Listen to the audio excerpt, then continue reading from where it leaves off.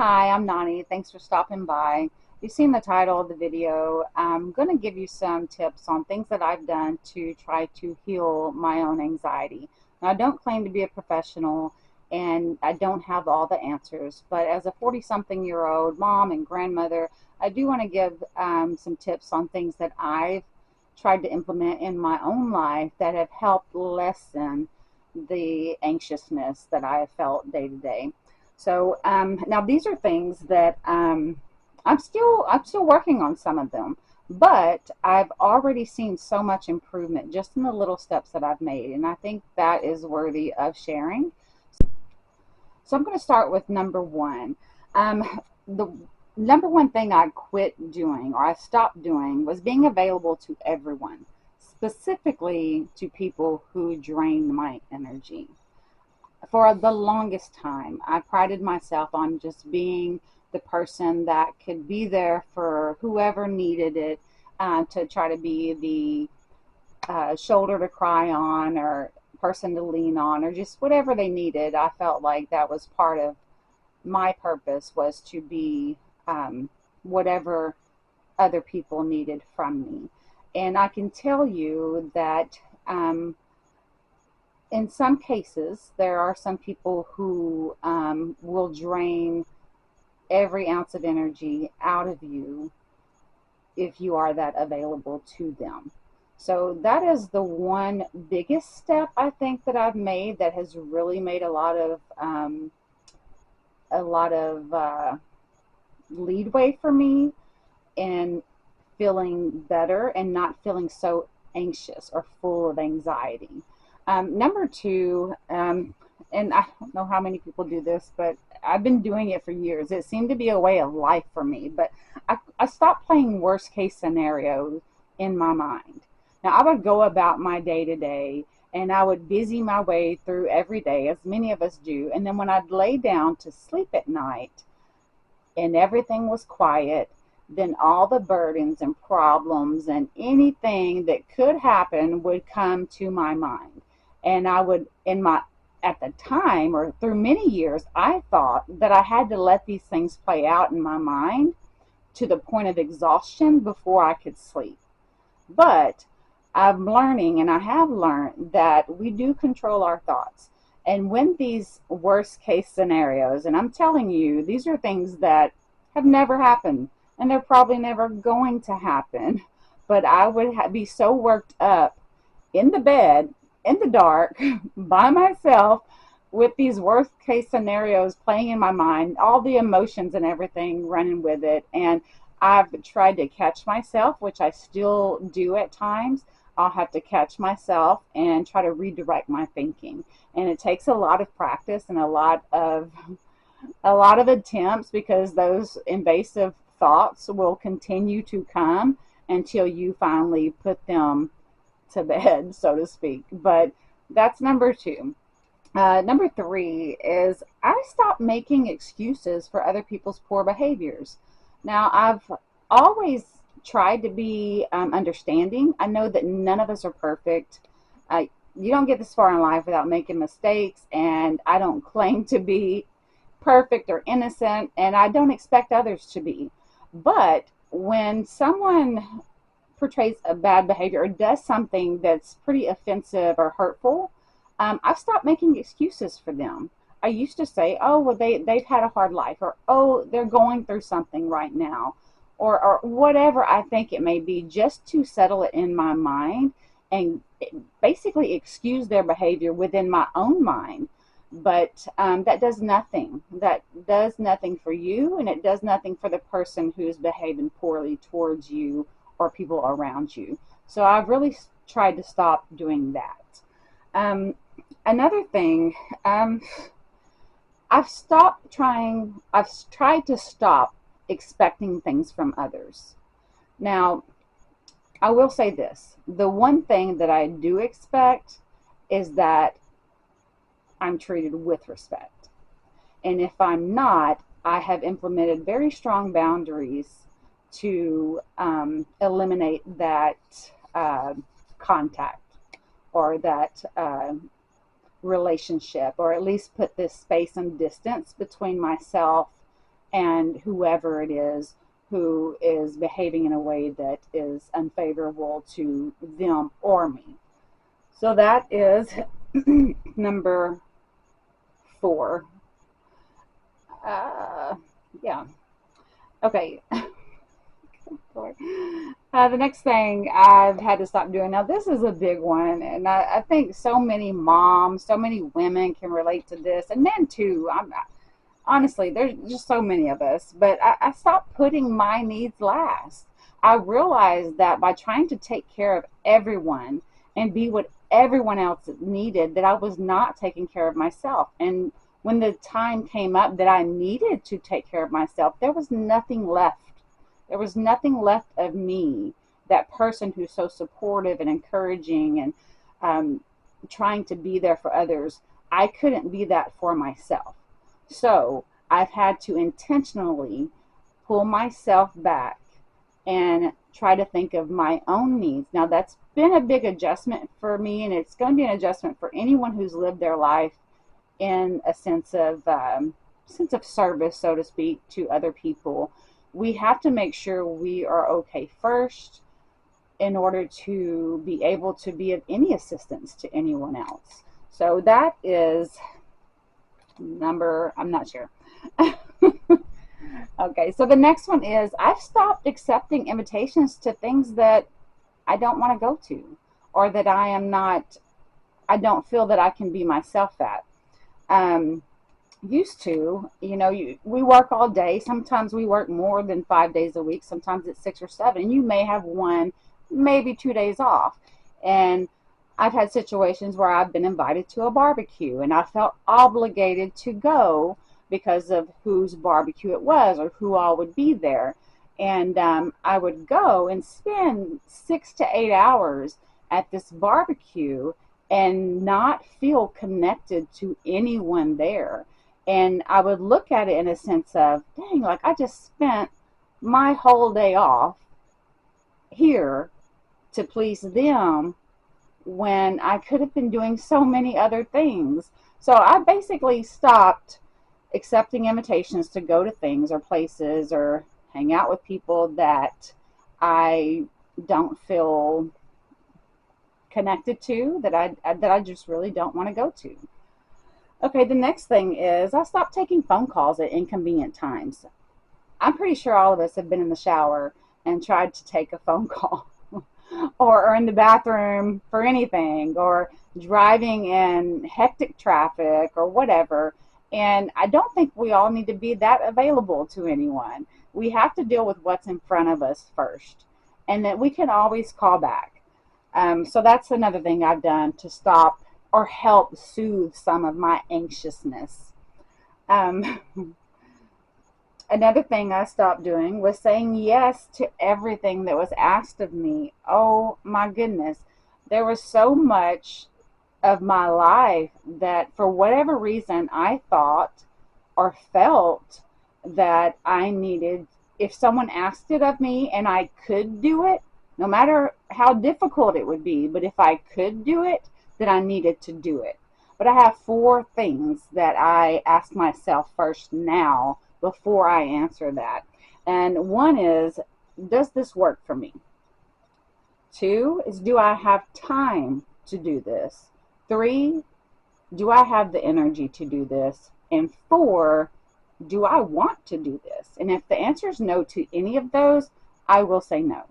That has been that's been hard for me to do, but I'm still practicing it, and I'm realizing that it's so necessary. It's so necessary that we stop exhausting ourselves for everyone, even people who don't intend to exhaust you. Sometimes people just ask because you're always so readily available, and they don't mean to be intrusive on your time, but you don't know how to say no. And you end up being up half the night finishing a task, or really going out of your way to take care of things, and it's just so unnecessary. And for me, saying no has helped, again, to eliminate and ease a lot of my stressors and my anxieties. Okay, so another thing that I stopped doing was giving advice to people who are maybe complaining to me. Um, I've stopped giving unsolicited advice, okay? So, on one hand, maybe they're just wanting to vent. Maybe they're just going through something and they just need an outlet. They don't need you to fix their problems. They don't want you to tell them what you see from the outside perspective. They just need to get it off their chest. That's in one hand. The other hand is we go back to those energy draining people that maybe they are just someone who likes to complain and have no intention of doing anything about it. So your advice will go nowhere, but it will drain you. It will drain you. So in that case, in those cases, I've stopped giving unsolicited advice when someone is needing to vent or just complain.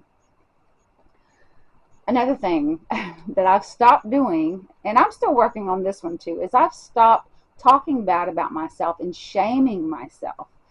I actually caught myself just last week. I was at the grocery store and I was shopping, and I'm on an aisle that I go to pick up a case of water and put it in my cart, and I can feel someone looking at me or something. I'm not sure. So I get it in my cart and I turn to go to push my cart, and there's a man, a very handsome man who was my age. I'll say that.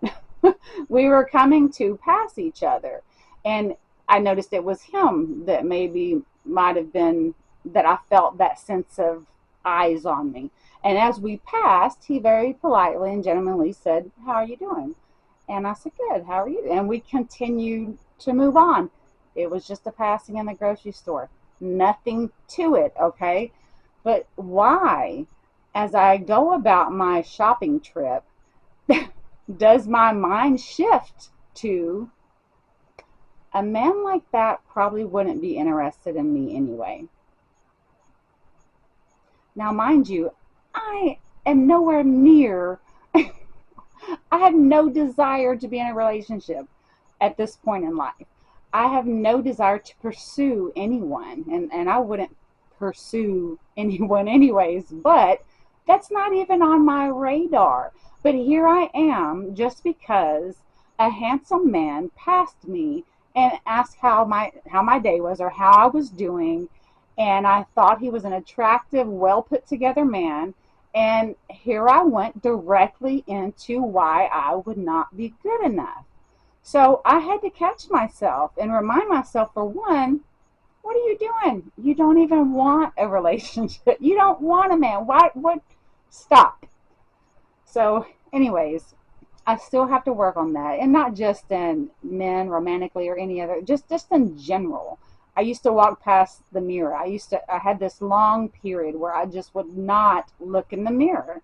And when I would catch myself as I was washing my face or something, I would just go, oh, and just quickly turn away and get out of there.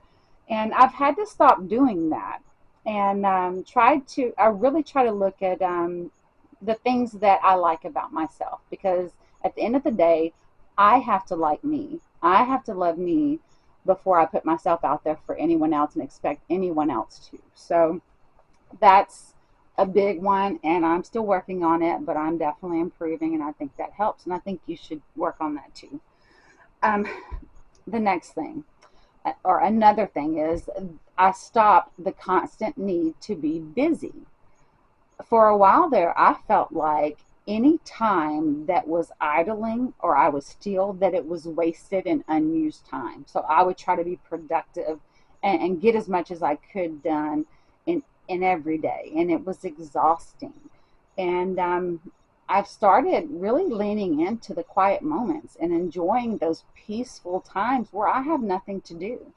And it feels good. It feels good not to be rushed and hurried or on to the next task. And I think we all can use some of that downtime. So that's a pretty big one too. Um, the next one, I keep saying the next one. I should have numbered these, but um, I stopped trying to prove myself. And at my age, I really thought that I had already conquered that I had already moved past that. But I caught myself in kind of a situation where I would feel unwelcome or unwanted with a certain group of people. And I would catch myself almost selling myself to them, like selling the good stuff, like, just putting on my best and just trying to show them the real me and trying to show them the value of me. And that also was very exhausting, especially when if someone doesn't like you, there's nothing you're going to do to change that. If they're dead set on having an issue with you, let them. It took me a long time, even at this stage of life. It's almost as if I had to relearn it, but I did. Um, I had to get used to being the villain in these people's story and really pull back and look at myself and my life and my experiences and question myself as to one, why? Why do I need their approval? Why do I need their acceptance? Because I know that I am whole as I am and on my own. And I've had a lot of heart to hearts with myself. I've done a lot of journaling over it, and I finally got to a point where um, it's okay. I am fine with someone not liking me. I'm fine with someone not recognizing the value in me. It just tells me that we're not aligned. As simple as that. And if they don't find the value in me, then why would I strive to show them that? Anyway, so that's a big one. Again, a lesson I've had to relearn later in life. Um, Another one is I've stopped aiming for perfection. When my kids were young and we would do birthday parties and so on, every little thing I wanted to do just perfectly. If I decorated the rooms perfectly, if I just whatever task I had control of, I tried my best to do it perfectly. And what I've learned is that it's never perfect. And I'm always going to be unsatisfied with myself, and I'm always going to be stressed out. So I have adjusted my mindset to kind of love the imperfection. And I think there's something very true and genuine about anything in life that's imperfect because none of us are perfect. And I think we need to cut ourselves some slack. We need to give ourselves a break and appreciate the things that we can do, even if they're not perfect. They shouldn't be. They're not going to be the majority of the time. And you still need to find the beauty and the quality and the value in that as it is. Okay. Another thing, I'll probably make this one the last one. I stopped comparing myself to others. I really didn't think I did this, but I've had a reality check. Like I've always been that person in my mind that I'm cheering from the sidelines for other people. I'm genuinely excited for people and love to see their growth and their excitement and just anything good. It's just the feel good for me. But I caught myself not long ago um, comparing myself to someone that it's crazy because I was truly still cheering them on. And I had no ill feelings towards them at all. I definitely wanted them to be great and do well. But when I say comparing myself, it wasn't in a way where it was hateful towards the other person. It was a way where I was shaming myself as if I was not good enough. And I realized I was doing that. And I thought, what? Why am I feeling this way off of someone else's success or someone else's achievement or happiness or whatever it may be? And I really looked into myself and tried to figure it out and realized it's just my own insecurities. I still have some insecurities where I compare myself at this age where I should be at this stage. I should have accomplished this by now. I shoulda, coulda, woulda. those things all need to be excluded from our vocabulary. But anyway, wanted to jump on here. I don't know how long this video is, but I hope you guys find something valuable in this video. And if there's anything that you do that helps you, maybe not necessarily heal your anxiety, but kind of helps you take the edge off and just helps you to process things in a more positive way, I'm all open to any comments or suggestions. I'm in this new, I say new, I'm in this phase of life where I'm really just trying to be the best that I can be. Like, I feel like the majority of my life I have lived for other people. And I'm at a point now where I have no dependents. My kids are all grown. I have grandkids, but they're being raised by their parents. I do get to see my kids and grandkids pretty regularly, so I'm blessed with that. But I'm finding a lot of time that I get to reflect on things and realizing that I haven't always done what has served me. Probably almost never done what has served me. And I'm trying to adjust that. And I think I've made some good improvements. I'm feeling good. Going through some of the darkest times in the last couple of years, I finally feel at a point where I have a little bit of control over my life and my mental state, my mindset, and it makes me hopeful for the future. It feels really good and really nice and reassuring. And I want anyone who's had to go through those difficult times to know that that's not permanent. What you're going through is temporary. And if just please take some time for yourself and really look at the things that you can control in your life, and start making those decisions that are better for you, because you matter too. And at the end of the day, we're responsible for ourselves. I hope you guys have a great day, and I hope to see you soon. Take care. Bye.